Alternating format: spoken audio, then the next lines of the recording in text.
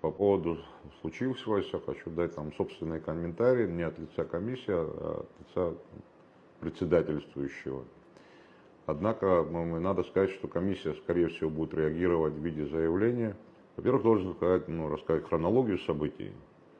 Вчера еще с вечеру, один из штабов одного из кандидатов по новому району созвонились со мной, сказали, что осуществляется некая провокация на участке.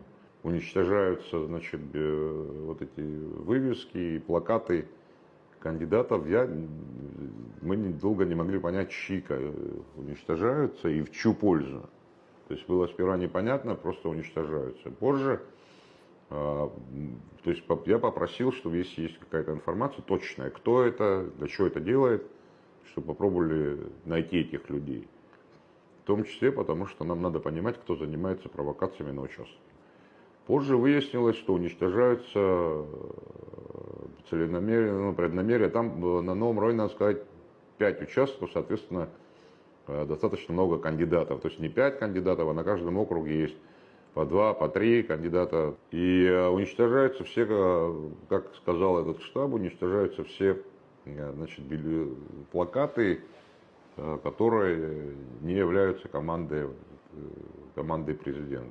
Я попросил, чтобы, если есть возможность, как нужно связаться с этими людьми.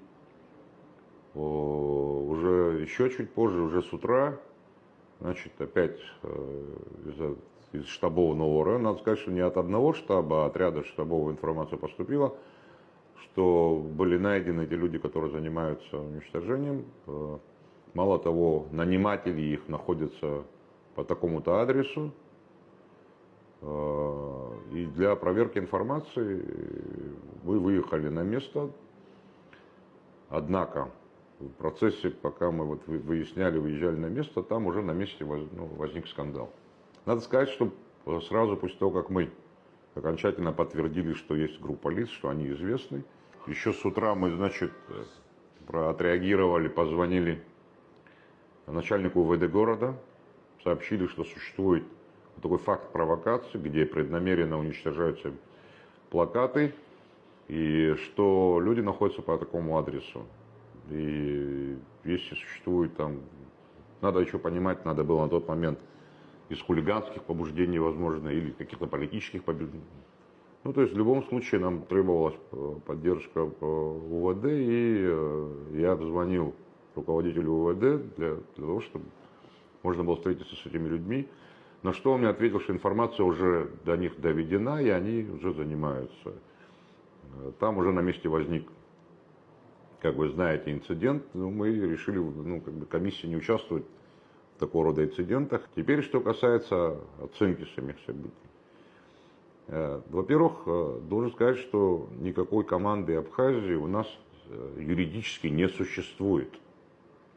То есть у меня на округе по всему городу есть 38 самовыдвиженцев и 3 партийных кандидата от партии Амцахары.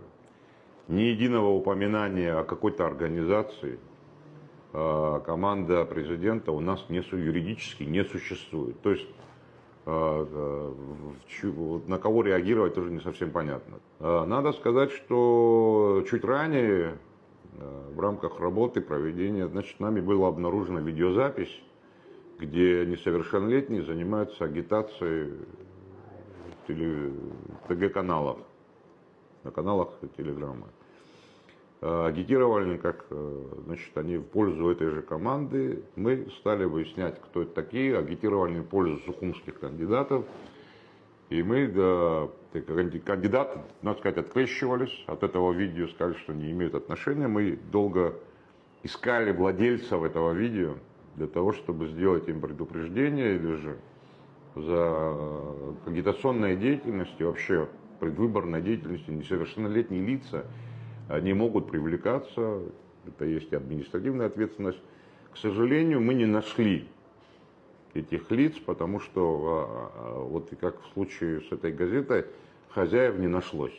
Надо сказать еще, что так называемый проект, команда Абхазии юридически никакого отношения к этому проекту, насколько мы выяснили, прямого отношения не имеет, потому что ряд кандидатов, которые позиционируют себя так называемой командой президента, они не являются участниками команды Абхазии, и каким образом одно с другим взаимосвязано, мы не совсем понимаем.